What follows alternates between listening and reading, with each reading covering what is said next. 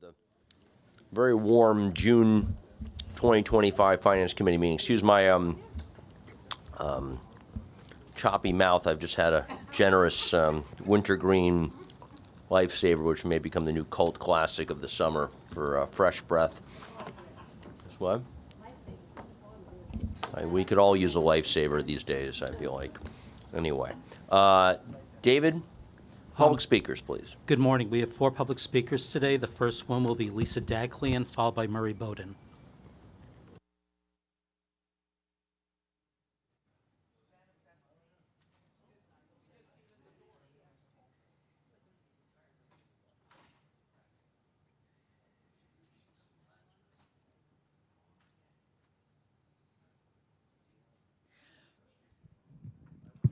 See, you speak and I appear.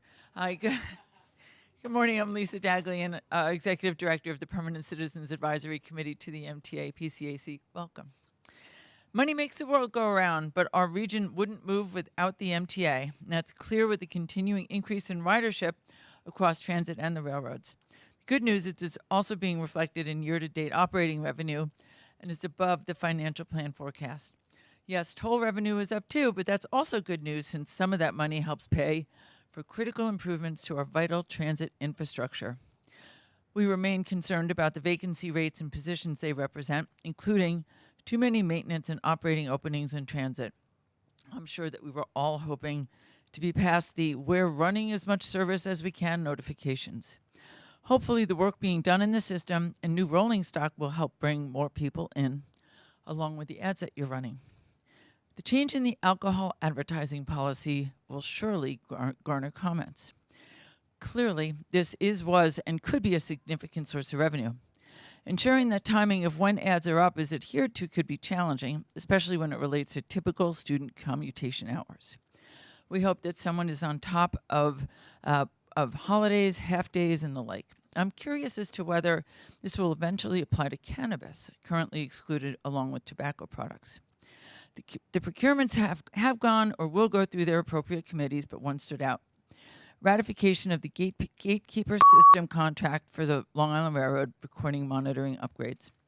It's critical to continue the safety enhancements of PTC on M3s and 7s and dual mode locomotives. It's an unfunded mandate, but critical to the safety of riders. Another key procurement is getting rid of the rust bucket M3s. Overall, things to be good to be in a stable place until we see what hell the feds unleash upon us. We're extremely fortunate to have Governor Hochul and our elected leadership in Albany, all committed to the region's millions of riders and the economic engine of the state. Hopefully, cooler heads will prevail in Washington. Well, you got a dream. Thank you. Thank you. Our next speaker is Murray Bowden, who will be followed by Christopher Greif.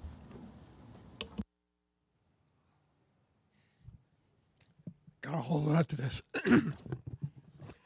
Today's presentation is brought to you by the United States Air Force, who from Missouri to the Middle East flew 36 hours to deliver 12 bunker-busting bombs. What did they say? They said sometimes you have to take action. We've been talking long enough. Solve the problem. Neil, you used to fly. You know, you got to do it. I've been talking about railroad crossings and the gates and the lights and the train horns. How much did it cost when a train hit a car? It multiplies itself right down the line. Nobody's been able to solve that. And I've been standing here for 20 years asking you to do it. Well, last weekend proved sometimes you just got to do it regardless of what other people say and regardless of the rules that we live for the last 100 years. Those railroad crossings with crossing lights and not traffic lights are killing people. And you're paying the price because traffic is backed up, people can't go to work. At what point do you take responsibility? I was 92 last week. Got a new therapist. I can stand here, can walk, but I can't walk great distances, so I have a wheelchair. Somebody has to help me put it in the car. When I get back out there, I park in a different place.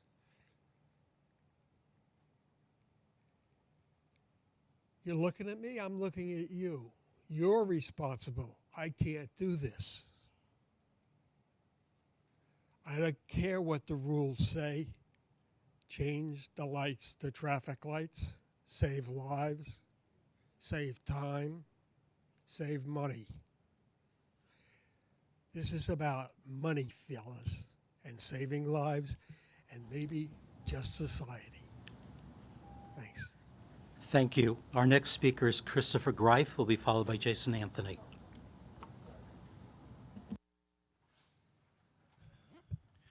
Good morning, everyone. Christopher D. Greif.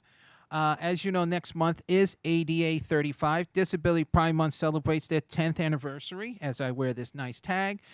I just hope in our finance, I hope you not have to hear, because I know it's already been mentioned at the news, that discussing about the fare hike, and I'm going to say I'll believe it when I see it, because either way, we still got to work on fare evading, that people got to understand that if you don't pay the fare, buses will go somewhere else. Subways will go somewhere else. Railroads will go somewhere else.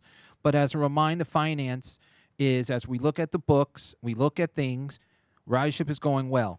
But just remember, when we do update our information, let's don't forget about reduced fare prices for seniors and people with disabilities.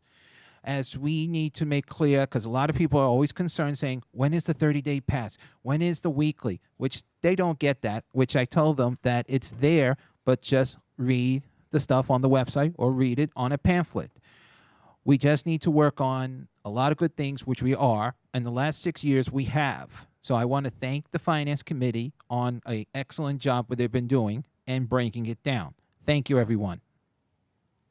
Thank you. Our final speaker is Jason Anthony. Thank you, David. Good morning, Neil, and good morning to the rest of the Finance Committee. On the Monday after my 39th birthday, as you guys see, I'm wearing my Amazon badge because, as everybody knows, I work at the Amazon Fulfillment Center in Staten Island. I've been coming to the MTA board meetings for the past almost 10 years now. It is interesting to me that I did a simple Google search over the weekend that said, is the MTA going to consider a fare hike? It said yes, without not even having you guys a formal discussion. Last month, I asked Jay Patel this simple question, and she said no. But why is it that news outlets like Fox 5 put this out there since this past January? It is a common sense for us to do our diligence, but people like the Port Authority assume that the lack of transparency is their principle. For agencies like the MTA, transparency is always the principle. So let's see if Washington follows that principle, because it seems like they accuse the Port Authority of something that, let's say, money thrown away, like Mr. X says. But let's see how the summer of hell goes. I'll see you guys later. Thank you. That concludes the public speaking section. And thank you, David. Thank you to our public speakers. Two comments before we get started. One, I'd like to welcome to the MTA board and our finance committee Jimmy O'Donnell from the great county of Orange, the home of my alma mater. Jimmy, you have some big shoes to fill. Both Sue Metzger and Harry Poor were phenomenal board members. It's been a while since we've had your seat filled, and overdue. So welcome welcome to the board. Thank you, Neil. Looking forward to working with everybody. Great, thank you. Secondly, if I just may wade into some territory that's probably one I should not wade into, the MTA is at a critical juncture. Obviously, we're fiscally stable now, but the pressure in the economy, the pressure on riders is great. We're still below pre-pandemic levels. Fare evasion is still, if not high, too high, and it affects both the bottom line and the sense of order. Whoever wins this primary, if he or she goes on to become the mayor of the great city of New York, I hope they're a vibrant supporter of the enforcement of fares. They're a joint advocate for state and federal investment in this city, which is, as I think it's fair to say, the economic engine of this country, if not the planet. They join this board and they place on this board advocates for a healthy system, and they work collaboratively with the rest of us in ensuring what I think is a very functional, well-run board and a management team. So however those who out there vote, I'm sure the MTA is not the number one consideration in your minds, but sure is for those around this table. So let's hope that vote is also supportive of this organization. With that, may I have a motion to approve the minutes from our May meeting, please? So moved. Thank you. Second. Any comments, corrections, deletions? Andrew Albert. Thanks, Neil. On page 7, around the middle, there's 3 corrections. Do you know what line it is? I didn't. You didn't count? I didn't count. No. Count row 13? But I'll make it easy to understand. Okay, Around the please. middle. Paige, I'm Around just the trying to middle, help you. it Around the says- middle page. Go Commute ahead. time that are way faster, local buses that are less delayed. Interesting verb, but it should be delayed, not delayed. Under that, coming Whoa, to slow down. Did you catch that one? Okay, next. Okay. One line below that, coming to the central business district, that before, it should be then, THAN before. And Jimmy, then- what do you think of this? Pretty fun, right? This is basically what we're doing. And then several lines down, challenges to safety, camera in every station. It should be cameras in every station. So those 3 corrections. All on one page? Yeah, all on the same page. Wow. Yep. David, were you editing that page? No, I wasn't here last month. Oh. Okay, with those corrections, may have a motion to approve. All in favor say aye. Aye. Opposed, abstention, motion passes. That's a great one. Excellent. Okay, David, the monthly financial performance report, please. Sure, thank you. Preliminary results are through May and compared to the operating budget. Overall, operating results were $318 million favorable, with 51% of that due to operating subsidy results. Operating subsidies were $163 million favorable. It reflects favorable results for the payroll mobility tax, the urban tax, the mortgage recording tax, petroleum business tax, and automated camera enforcement. While for higher vehicle surcharges were unfavorable, there were also offsetting timing-related variances for local operating assistance and CDOT subsidy for Metro North. Paid ridership for all agencies was favorable both for May and year-to-date. B&T traffic was 0.5% favorable in May, but remains 0.3% unfavorable due to unfavorable traffic in February and March. Farebox revenue was $28 million favorable, while toll revenue was $2 million favorable. Operating expenses were $67 million favorable, or 1%, with labor expenses $48 million favorable and non-labor expenses $11 million favorable. Debt service was $12 million favorable, and capital subsidies were $41 million favorable, and there's more information in the financial performance report. That concludes the report. Okay, great. Any questions on the financial performance report? Okay, great. On to the debt picture. Olga. Good morning, everyone. Today I'm pleased to share some welcome news. Oh. Earlier this month, Moody's has upgraded the MTA's transportation revenue bonds by 1 notch from A3 to A2. Prior to this upgrade, the bonds had a positive outlook, reflecting Moody's recognition of MTA's improving financial position, while they were continuing to monitor key factors such as capital program funding. The state's approval of additional funding for the new capital program, along with solid budget performance, helped support the upgrade.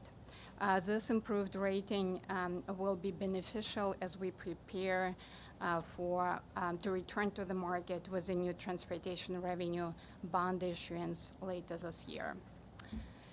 In the meantime, we are planning a separate bond transaction this August. This transaction will finance MTA bridges and tunnels capital projects, as well as refinance some of the outstanding TBTA bonds. And Morgan Stanley will be leading this transaction. This concludes my remark, and I'm happy to take any questions. Any questions for Olga? Please. Yeah, thank you, Olga. Great summary. Look, I think we should take this as terrific news from Moody's. You know, there's so much got accomplished over, with congestion pricing and the capital program, and it's great to see Moody's weigh in. Remember, Moody's is the one that downgraded the United States, and they've upgraded MTA. So we're doing great. But the things that hit me, and again, this credit is really like the general credit of MTA. So it's really they're weighing in on MTA as a whole, and the commentary was I thought really good in that MTA is an essential system, has been true forever, and so they always recognize that. But the support that the state showed through the approval of the capital plan and the financial management and performance of the MTA really kind of highlighted it. So I know there's risks out there on federal funding and so forth, but it's great to see Moody's weighing in and seeing MTA kind of moving in the right direction. Deserved recognition for you and your team, so well done. Okay, over to our co-CFO, Jay Patel, for the 5th monthly installment on our performance and congestion pricing. I have a suspicion it's going to be like the first, second, third, and fourth editions of it. Yes. You are correct, Chair. The month of May, we saw revenue of $61 million from the congestion relief zone. It's actually the highest month we've seen. May has 31 days in it, but also as the weather gets warmer, we see increased traffic within our bridges and tunnels, and so we are seeing the same in the zone. We had expenses totaling $10.9 million, $8.9 million for operating the CRZ zone, and $2 million accrual for mitigation efforts that we've been doing monthly. For the month of May, the net revenue was $50.1 million, bringing the total net revenue for congestion relief zone at $219 million. All indicators show that we are on track to bring in $500 million in revenue for the program as we had projected. Questions for Jay? And Jay, back in when we started this, we thought that May, June, July were going to be well, at least May and June were going to be the heaviest months, right? Correct. Okay, so it'll be interesting to see what happens next month. But thank you.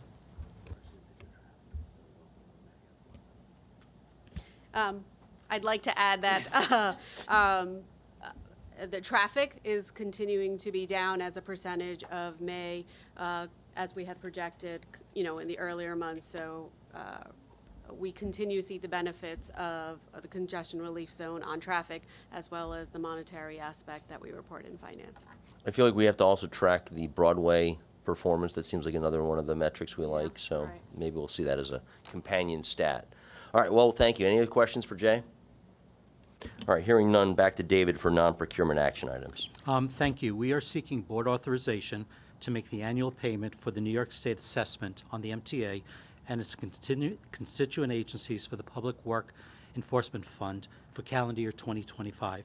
The assessment is based on 0.1% of the value of public work contracts, excluding rolling stock, entered into, and the funds deposited into the PWF is used to cover costs incurred by the State Department of Labor for their activities related to the enforcement of the state's prevailing wage law.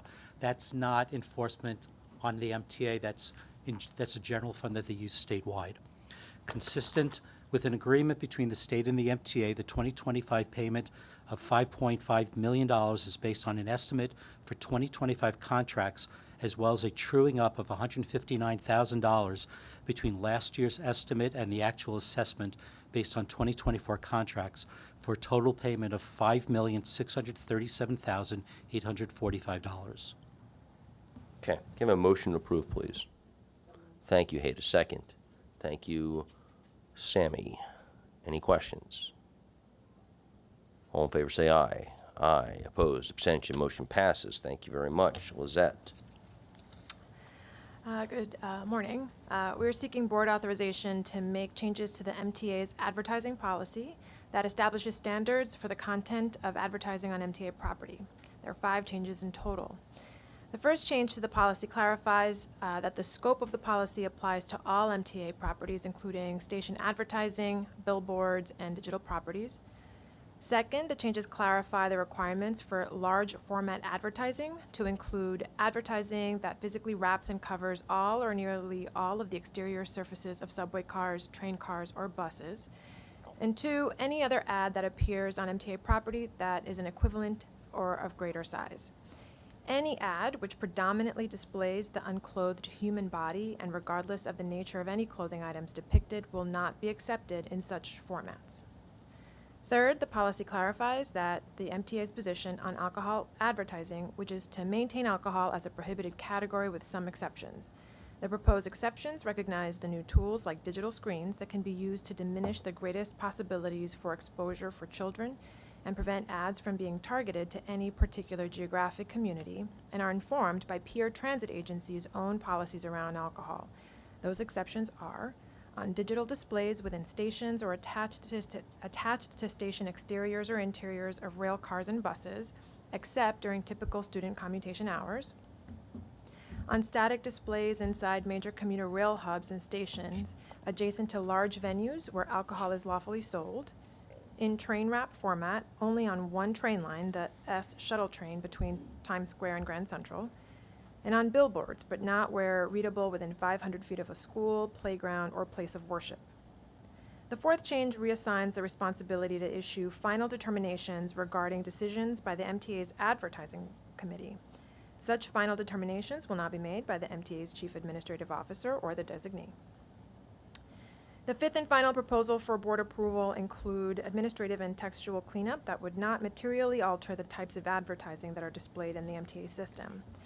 And finally, as an information item, the existing pilots for auto announcements and audio advertising are being renewed until July 2026. Okay, I suspect there are some questions on this change in advertising policy, so let's go and just raise your hands. Midori, why don't you start us off? Great, thank you. So thanks to the staff that I've talked to about this item for the past few days. Jesse, want to thank you for our conversation. What I just really care about is making sure that this item preserves the intent of the board. So over, I think now 5 years ago, board members organized independently to champion this alcohol ban. And I think that was an important moment. And at the time, there had been, evidence that there was targeted advertising to school children and neighborhoods of color, specific types of products, including alcohol. And so while I understand that, I'm heartened to see that the restrictions still ensure that these alcohol advertisements are not targeted to school kids, I get a little bit worried when we do the slippery slope of the train wraps with the shuttle train. But I understand kind of why and the business thinking behind it. So this is just a statement to say that any narrowing of the ban, I think, should always keep in line with that board's intent initially. I don't want this to be seen as a reversal of a ban. I really appreciate you said the word exceptions, because it was highlighted to me that people needed the MTA needed to be in line with other transit agencies. But, you know, I just think about kind of what led us to that alcohol ban a bunch of years ago and why it was important to institute. And ultimately, we're a public agency. And so we play a role in what messages our communities receive. And I think we should take that role seriously. And, you know, I've seen other cities and other agencies like Transport for London think even more thoughtfully beyond alcohol about like what are other types of things that shouldn't be displayed in our system. And maybe I say this because I'm a mom, but you know, I am very cognizant of the kind of targeted advertising we see every day in the subway and bus system. So I appreciate the thoughtfulness and I appreciate the exceptions that were made. I just wanted to affirm that this wasn't reversing any alcohol ban. It was actually just delineating it furthering a definition. I would have preferred just the alcohol ban, just the way it was, but I understand kind of where MTA staff is coming from. So thank you for that, but I just don't want it to be left alone that there were reasons why the board unanimously voted on this. And there were kind of practices that were happening in the advertising industry that board members here didn't necessarily agree with at the time. So thank you. Jesse, why don't you just give everyone, if you wouldn't mind, a slight bit of history and comparison to other transit agencies, because I think it's useful. I think Midori has the benefit of being, I think she was the chief of staff to our previous chair.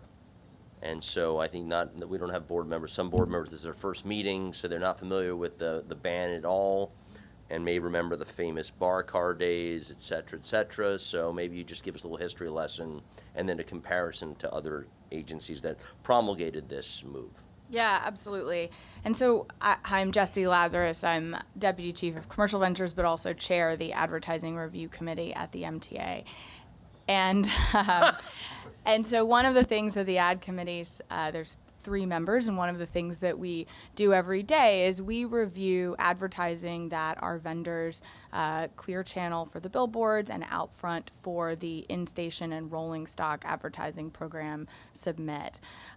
Since 2017, there's been a total prohibition on any ads that contain or promote alcohol. And so one of the things that the committee has been observing in the 6 months that I've been chair of the committee is that many of the ads that promote eateries or restaurants, which include a glass of wine potentially on the table, we are spending our time rejecting those ads and the subsequent revenue that may come from it, or debating whether or not the content of the glass is grape juice or wine. And so we looked around the country. We sought guidance from our domestic peers in transit to really understand what a more precise policy around the treatment of alcohol would be. Where could we find the balance of accepting advertising for eateries, restaurants, also major events? I think we see that taking the train or taking transit to many of the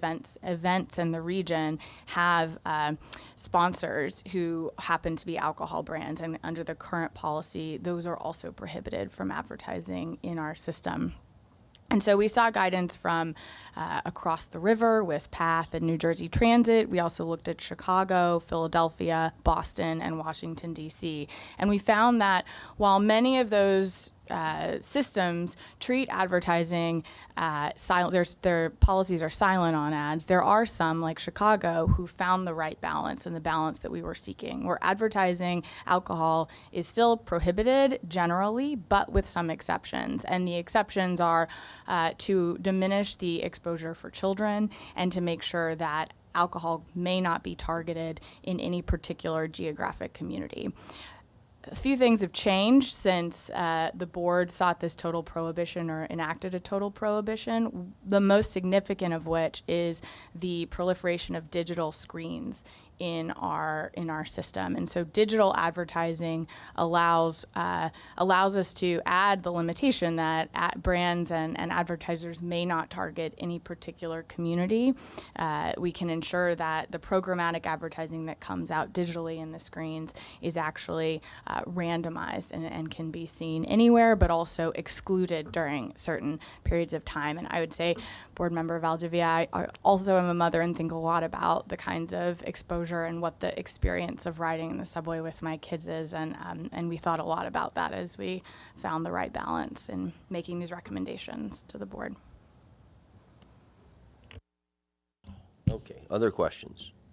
Heda? Just a comment.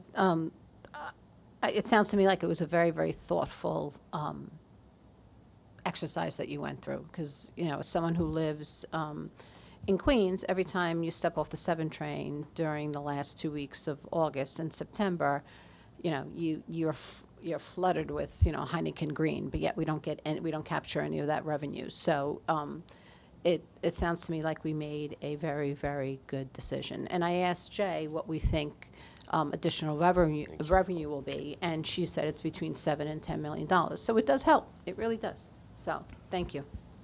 Okay, other questions? Hearing none. Motion to approve. Thank you, sir. Second. I'll take Heda. Your hand was up at some point, so I'll take that second. All right, any other comments, discussion? Hearing none, all in favor say aye. Aye, opposed, abstention, motion passes. Thank you very much. We will go to Tim, first all agency and headquarters procurement.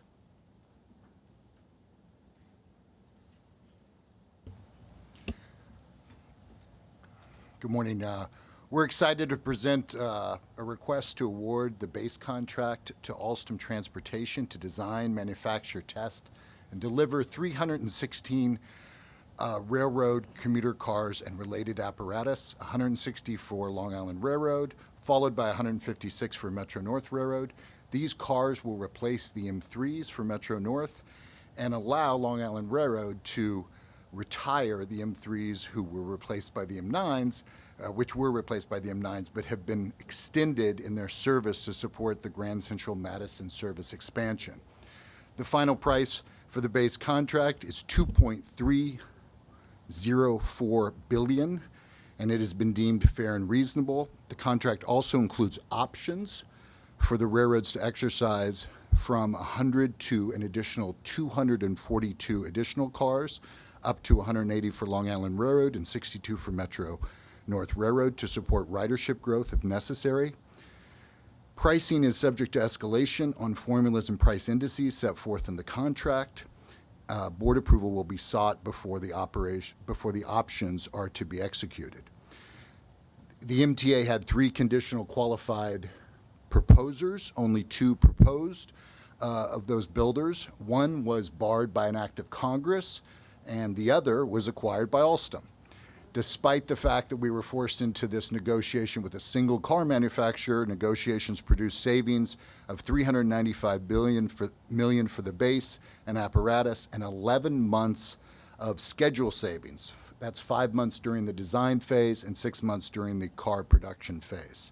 The contract provides for the first pilot cars to be delivered in 2029 for both railroads, with production car delivery to start in 2030 and be completed by 2032, based on a July 25 award.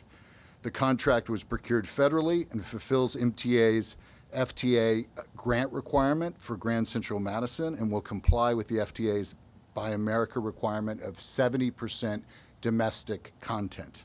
The cars are planned to be assembled in Hornell, New York, and the contract will create or support hundreds of jobs in Hornell and at Plattsburgh and in a supply chain that stretches across 18 states in the country.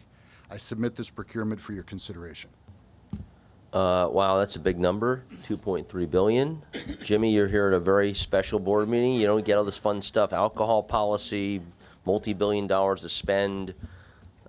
Questions? So, not a question, but a comment. I guess we had no choice but to use the company to procure the cars that we are using, but we were able to get some savings as far as, I guess, the timing of what it's going to take to manufacture the cars? The timing of the manufacture as well as the timing of the design phase, right? Okay. There's a significant design phase, which is really a cooperative phase between the car builder and the railroads.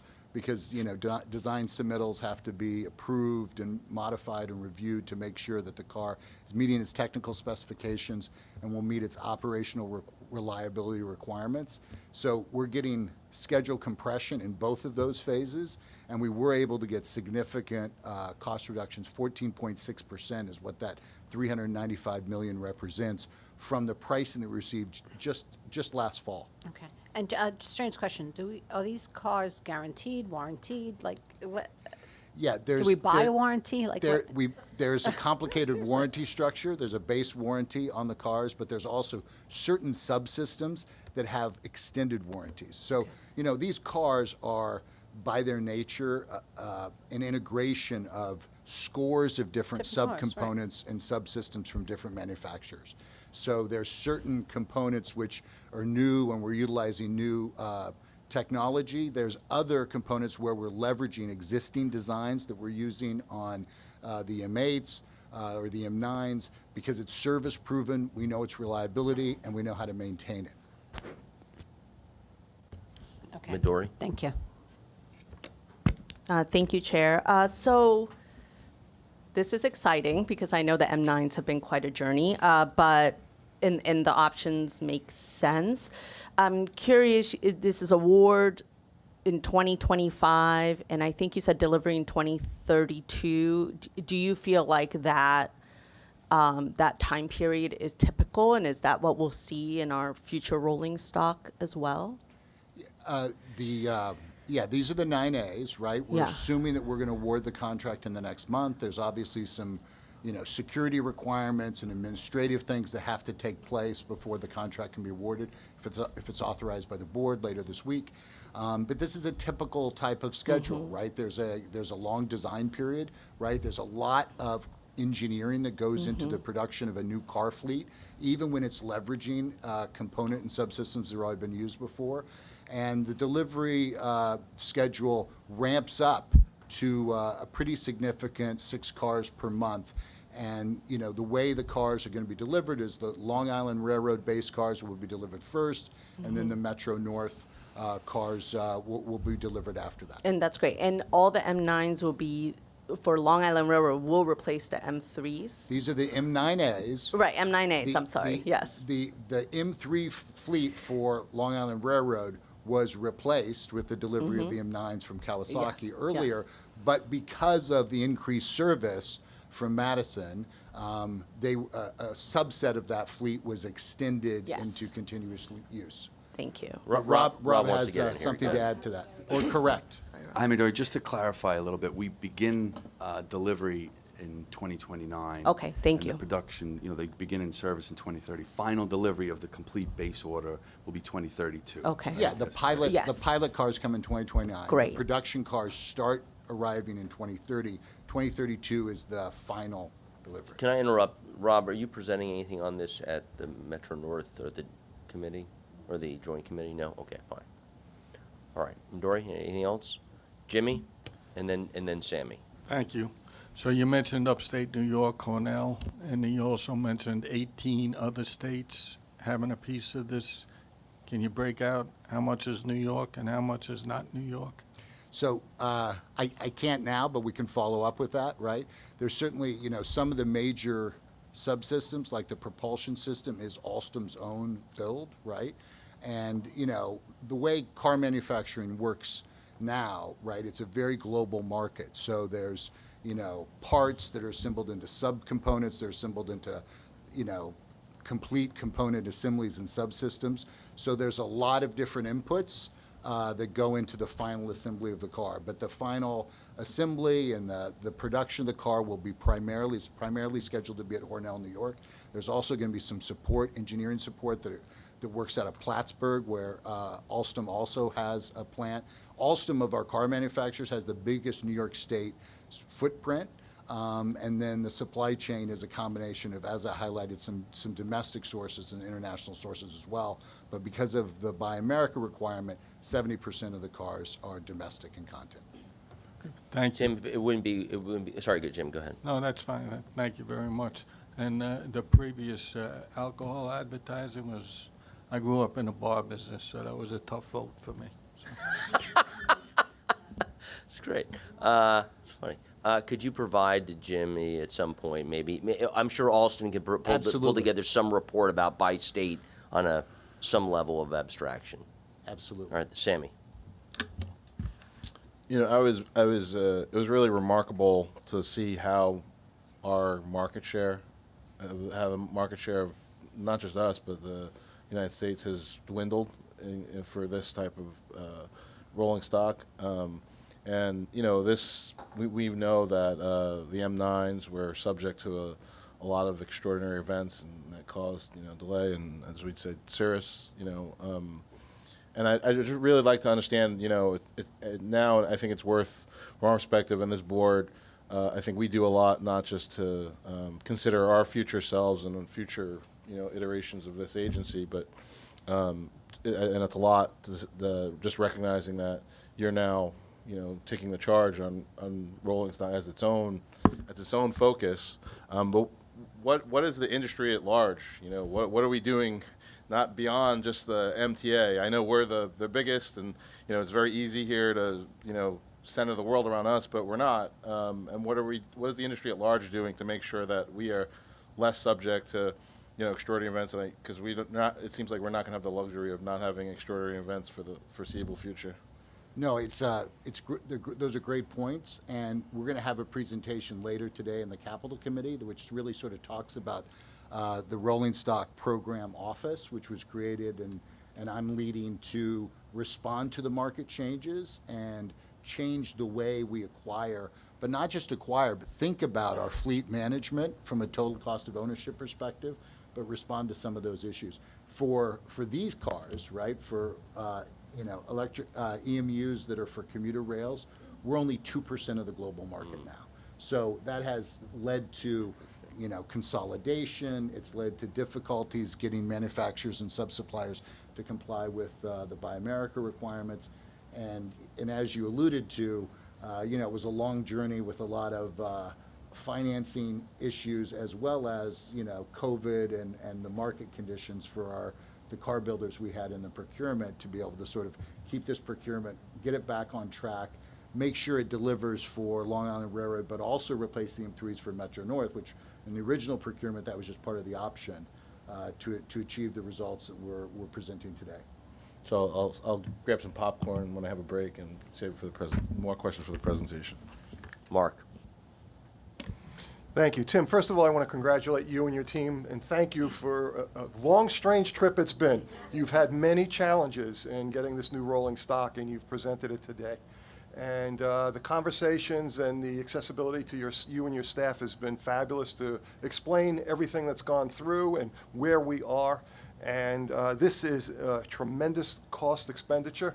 And but I was comforted by learning about what's going on through you informing us throughout the nation and the costs. And again, for you to bring in this with this large amount that we're purchasing at lower rates than other transit systems throughout the country, and to bring down the prices you mentioned just a few months ago and keep negotiating, that I think it's going to be a good purchase for the riders, and I think they should be rewarded, and I think they're going to be excited to have the new cars that are in the rolling stock. And I'm looking forward to the day. I know if anyone's ever bought a new car for the first time, or you did that as a gift for someone, and to be at the lot at the dealership and hand the keys over, I've never seen anyone as excited as Rob Free. So I can't wait to see him take over these new cars. So good luck to you, Rob, and thank you, Tim. All right, thank you. Chris? Thank you, Chair. I just want to take this time to recognize the hard-working MOV workers that keep the M3s running until we acquire the new M9As. So let's take a moment to think about them and the hard work that they do. Thank you. Well said. Well said, yeah. Anyone else? Okay, can I have a motion to approve, please? Thank you. Second. Thank you. I'll take Mark. Thank you. All in favor say aye. Aye. Opposed, abstention, motion passes. Thank you very much. Lizette, we have 3 other procurements, please. Yes, we do. There are 3 MTA headquarter items for Finance Committee approval in the estimated amount of $18.2 million, and these contracts are found in the Finance Committee book. The first item is a request to award a competitively negotiated personal services contract to 21 Tech LLC to provide consulting services to replace a 29-year-old computer maintenance management system in bus depots and shops with a new Hexagon Enterprise Asset Management System for New York City Transit's Department of Buses and MTA Bus Company. These assets include the entire bus fleets, DOB facilities, non-revenue fleet, and MTA bus depots. The legacy system currently used by DOB and MTA Bus centralizes asset maintenance information, automates processes, and optimizes maintenance workflows. Now obsolete and can no longer be fully supportive, and DOB and MTA Bus require consulting services to replace the legacy CMMS with the new Hexagon EAM platform. Under this contract, 21 Tech will perform the technical services, including requirements gathering, software design and development, testing, and implementation of a modern Hexagon system. The base 4 years will allow sufficient time to build the Hexagon system, migrate data, and fully convert to the new platform. The value of the base contract is $9 million, and the two-year options are priced at $2 million per option for a total of $13 million. The board has also requested to authorize the MTA Deputy Chief Procurement Officer to approve the exercise of the two-year options pending approval of funding. The second item is a request that the board approve the award of a competitively negotiated personal services contract to BlackRock Financial Management, Inc. to provide portfolio management services in connection with the assets held within FMTAC.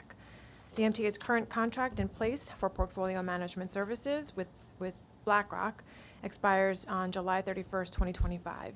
And to continue the needed services, an RFP was publicly advertised in March of 2024.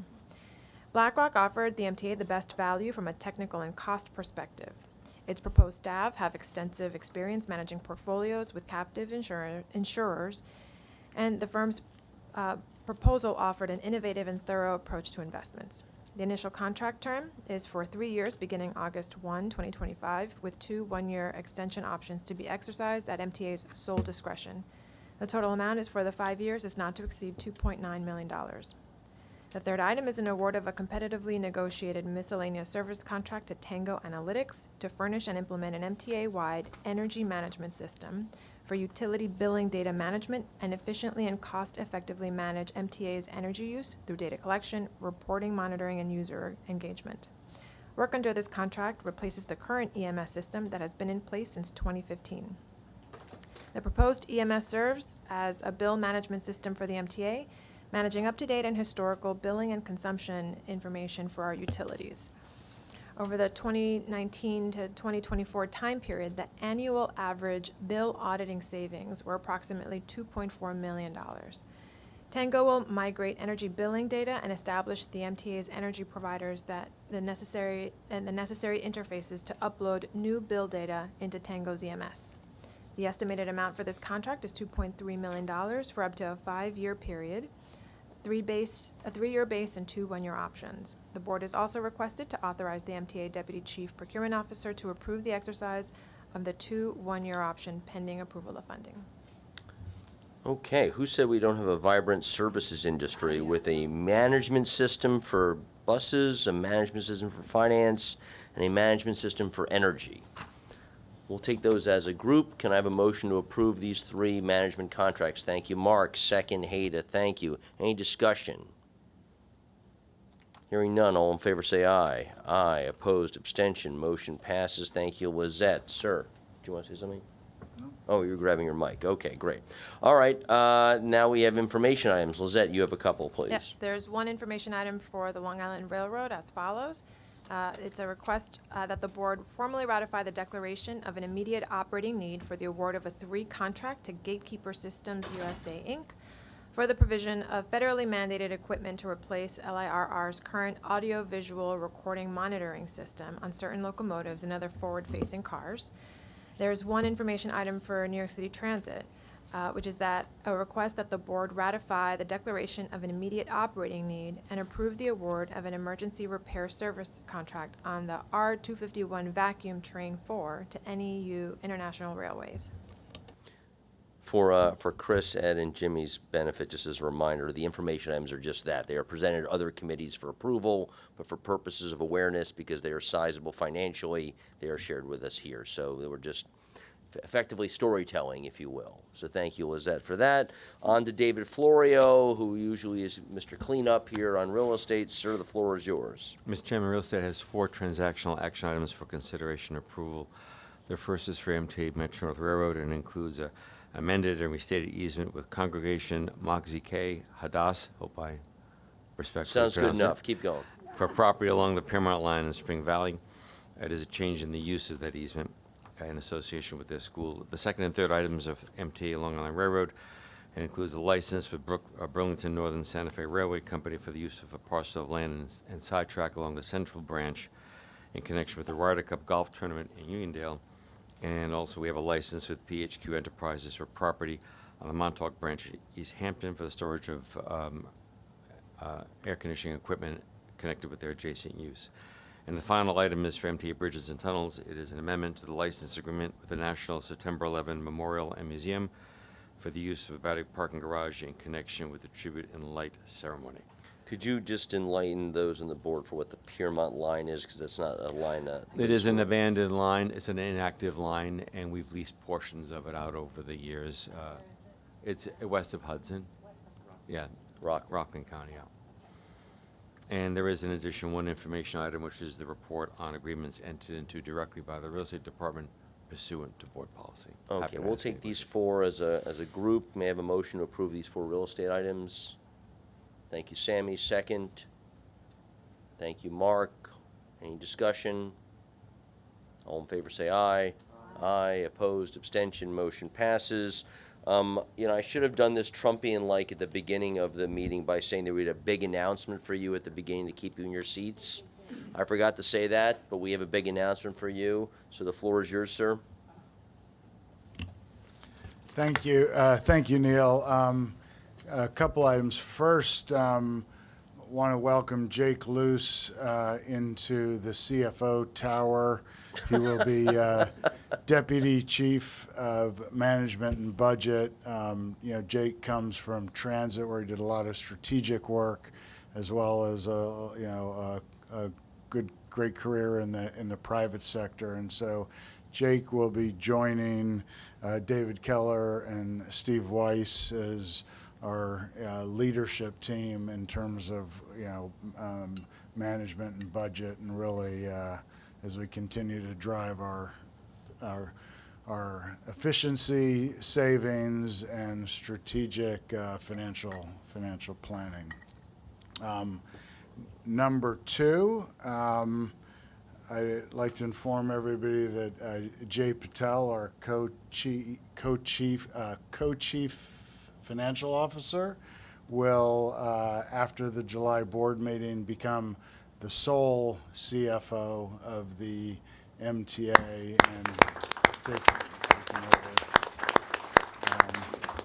over. As you know, everybody's worked closely with Jay, and she's an expert, a professional, and not only has great history here at the MTA, but also at other transit agency on the other side of the river that I won't mention the name of the state, but anyway, I have the utmost confidence in Jay to lead the team and keep moving the financial plan forward.